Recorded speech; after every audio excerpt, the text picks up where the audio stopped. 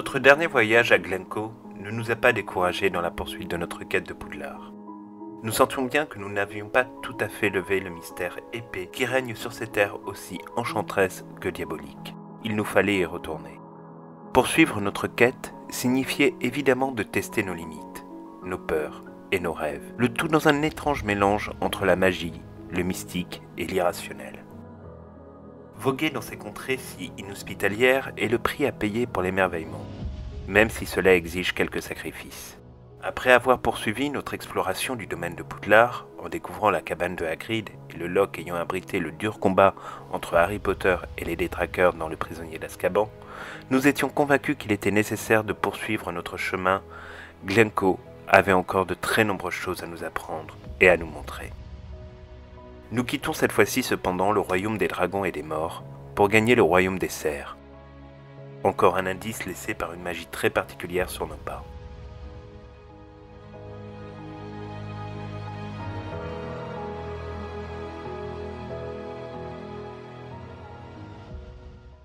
La vallée dans laquelle nous pénétrons aujourd'hui fait partie intégrante du domaine de Glencoe, mais c'est encore des paysages différents, une ambiance différente, mais pas moins dangereuse.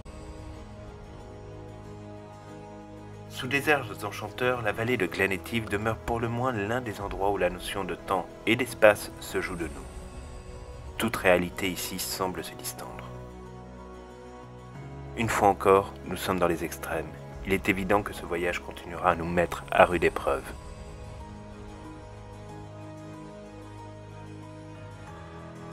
Glenetive, c'est un lieu où le calme et où la nature règne en maître et où l'homme n'est finalement que toléré. Encore plus lorsque vous êtes, comme nous, de simples moldus. L'ambiance du lieu, unique, pourrait nous faire voyager dans la littérature tant elle semble être un livre ouvert destiné à nous guider dans un voyage dans le temps. Dans cette vallée, on retrouve évidemment des inspirations pour Harry Potter, mais pas seulement. Tolkien, l'auteur du Seigneur des Anneaux notamment, s'en est inspiré, mais c'est aussi un grand nom de la littérature contemporaine qui a vécu en cet endroit reculé de tous, Ian Fleming. L'auteur des James Bond s'était en effet installé ici, dans un lieu baptisé Skyfall, la chute du ciel. La chute du ciel, c'est en effet le nom dont est affublée aujourd'hui par les connaisseurs cette vallée.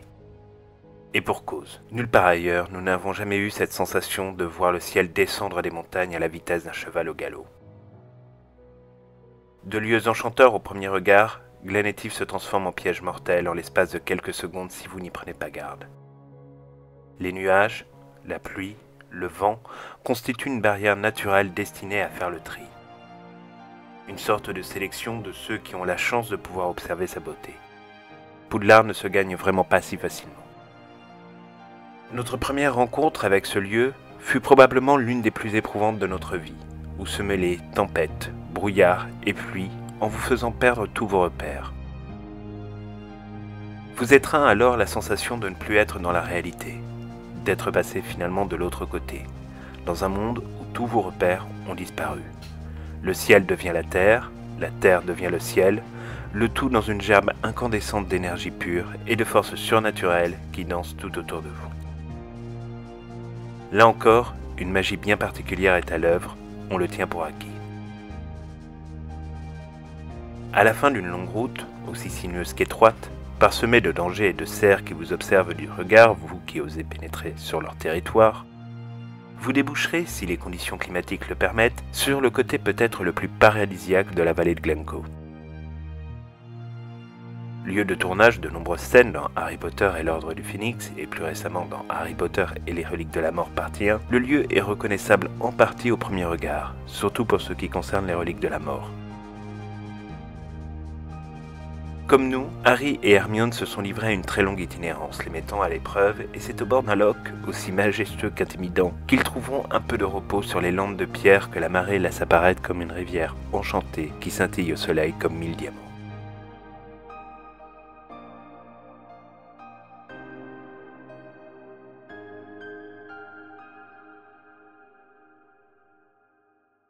On imagine sans aucun mal la tente plantée dans cet endroit aussi enchanteur que désertique, mais où la désolation peut faire aussi son apparition. Cette tente, prodigieuse, agrandie par de très habiles sortilèges d'extension, ne peut nous apparaître. Elle est protégée par de trop nombreux sorts. Mais ce qui demeure certain, c'est que cet endroit a été choisi pour sa beauté, mais aussi pour son intensité dramatique. Car si au soleil on pourrait se croire en sécurité, il suffit en réalité que les nuages s'amoncellent et que le vent se jette à nos trousses pour faire comprendre finalement que cet endroit est dangereux, probablement peuplé de mange-morts qui rôdent tout autour de nous.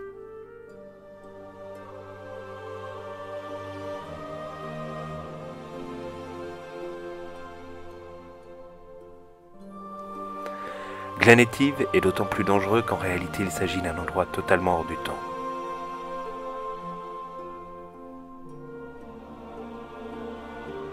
Là aussi, les minutes deviennent des secondes, les heures deviennent des minutes. Plus rien n'a de sens, même les notions les plus élémentaires. Prendre de la hauteur est parfois la seule solution.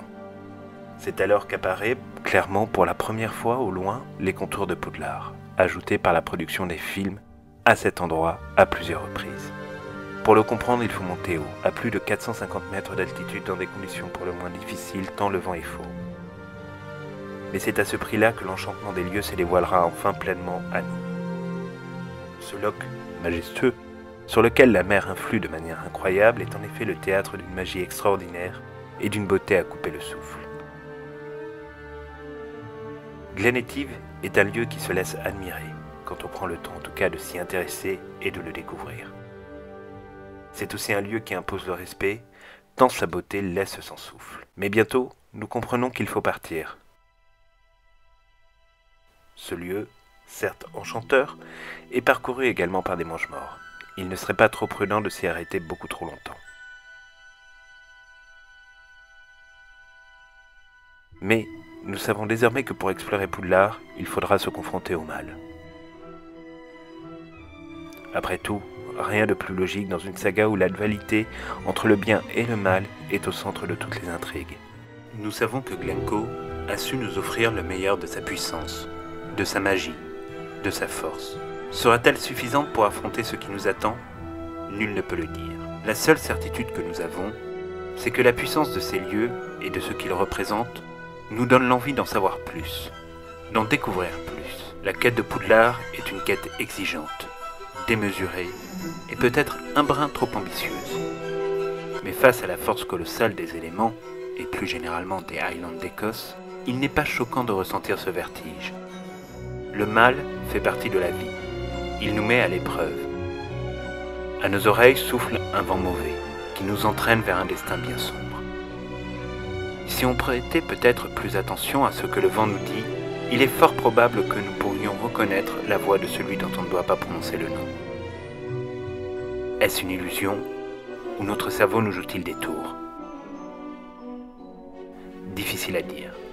Mais peu importe où nous mènerons nos pas, car au final, ce qui compte, plus que tout dans les épreuves, c'est de faire preuve de bravoure et de courage. On s'enfonce peu à peu dans les ténèbres, c'est certain, mais rien ne nous fera reculer dans notre quête. À l'instar de Harry Potter et de Hermione Granger, nous sentons bien que Glen Etive n'est plus un refuge. Ce temps a passé, tout autour de nous se transforme en piège. Le ciel semble surgir à chaque falaise, à chaque flanc de montagne. Le soleil lui-même est obscurci par d'épais nuages.